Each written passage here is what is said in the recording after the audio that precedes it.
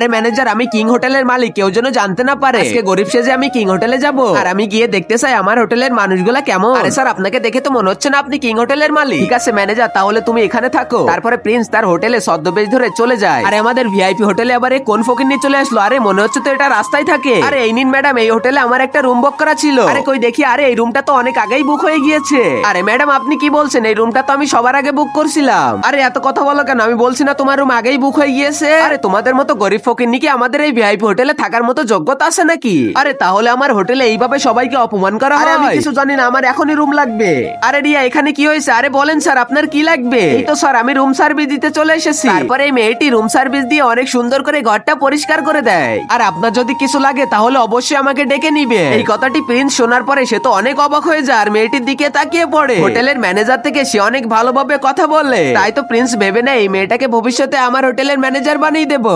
এবার কিন্তু কোনো ভুল হলে চলবে না। Light, camera, action. আরে তোমাকে দাঁত বের করে হাসতে বলেছে কে? তুমি তো সব খারাপ করে দিয়েছো। আরে ম্যাম, এই নিয়ে আপনার 100 বার মেকআপ করা হয়ে গেল। জানি না আমাদের ছোট মালিক কি শুট করতে চাচ্ছে। আমাদের বস তো ছোট মালিককে মাথায় তুলে রাখছে। আরে না বাবা, আমি তোমার সাথে যাব না। বস আমাকে ডেকেছে? হ্যাঁ আমি ডেকেছি। তুমি চিন্টুর খেয়াল রাখো, আমি বাইরে যাচ্ছি। এই দুষ্টু বাচ্চাকে আমি একলা কিভাবে সামলাবো? আরে আনি, আমার না ছোট বাচ্চাদের অনেক ভালো লাগে। চিন্টুকে সামলানোর জন্য তোকে কি আমি সাহায্য করব? আচ্ছা ঠিক আছে, এই না আমার হোমওয়ার্ক গুলো তোমরা কমপ্লিট করে দাও। আরে পারবো না। আরে আমি এখানকার বস, আমি যা বলবো তোমাদের তাই শুনতে হবে। তোমার কথা না শুনলে তুমি কি করবে? আরে আমি তো বাবাকে বলে দিব আমার খেয়াল তোমরা ভালোভাবে রাখতে পারোনি। ঠিক আছে ঠিক আছে, আমি এক্ষুনি হোমওয়ার্ক করে দিচ্ছি। আরে অ্যানি, তুমি এক্ষুনি রেস্টুরেন্ট থেকে আমার জন্য ভালো ভালো খাবার নিয়ে এসো। এই নাও খাবার, এখান থেকে আমাকে একটা দিয়ে তোমরা দুইজন দুইটা নাও। আমাদের অফিসের ইম্পর্টেন্ট ডকুমেন্ট কে লিক করে দিয়েছে? আরে আমার তো মনে হচ্ছে এটা অ্যানি করেছে। আরে এই কাজটা অ্যানি আপু করেনি, এইটা করেছে মিনি আপু। আমি দুপুরবেলা খাবার খেতে বাইরে বেরোইছি, তখনই মিনি আপুকে দেখছি অন্যজনের সাথে কথা বলতে। মনে বলছিল ডকুমেন্ট নাকি লিক করে দিয়েছে।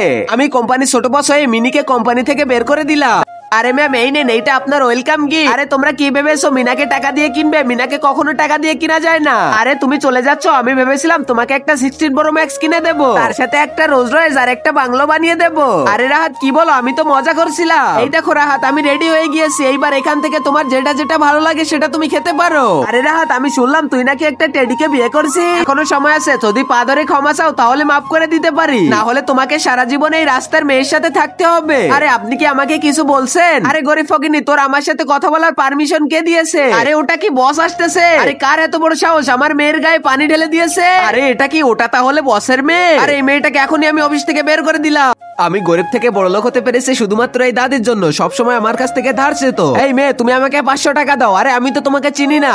আরে আমার বাড়ি তো তোমার বাড়ির পাশে, আমার পাশে ফ্ল্যাটেই থাকে, তাই তো আমি 500 টাকা দিয়ে দে। কিন্তু কিছু না বলে এখান থেকে চলে যায়। এমন অদ্ভুত মানুষ আমি আগে কোনোদিনও দেখিনি। কিন্তু তার পরের দিন অনেক সকালে কে যেন আমার দরজাটা ধাক্কা দিতে থাকে। দরজার পিছনে তখন সেই বয়স্ক দাদিটাই ছিল। এই নাও তোমার 500 টাকা। কিন্তু এই বুড়া দাদি তো আমার ঘুমটাই হারাম করে দেয়, কারণ এই দাদিটা প্রতিদিন সকালে আমার কাছ থেকে টাকা নিত এবং সন্ধ্যায় ফেরত দিত। প্রতিদিন এটা করতে করতে তো আমি অনেক বোর হয়ে গেছিলাম। কিন্তু এটা করতে করতে 2 মাস পার হয়ে যায়, কিন্তু আমি কিছুই বুঝতে পারিনি। কিন্তু একদিন বলি, আরে দাদি তুমি আমার পিছন ছেড়ে দাও। সরি ম্যাডাম, আজকে কিন্তু পানি আসবে না, আজকে ম্যানেজ করে আপনাকে চলতে হবে। তা তো ঠিক আছে, কিন্তু আজকে তো আমার দাদির জন্য অনেক টেনশন হচ্ছে। তুমি কি পাশের রুমে গিয়েছিলে? আরে না না ম্যাডাম, তাহলে তাড়াতাড়ি চলেন, দাদির পাশে নক করতে হবে। আরে ম্যাডাম, এই রুমের লোক তো দরজা খুলতেছে না, আমাদের মনে হচ্ছে দরজাটা ভাঙতে হবে। দাঁড়াও, আমি এখনই দাদিকে কল করতেছি। আরে দাদির ফোন তো বন্ধ। আরে আমার তো মনে হচ্ছে দাদি বিপদের মধ্যে আছে। আর আগে মহান আল্লাহকে তুমি ভালোবাসলে লাইক এন্ড সাবস্ক্রাইব করে দাও। আর পার্ট 2 দেখতে চাইলে অবশ্যই কমেন্টে পার্ট 2 লিখো।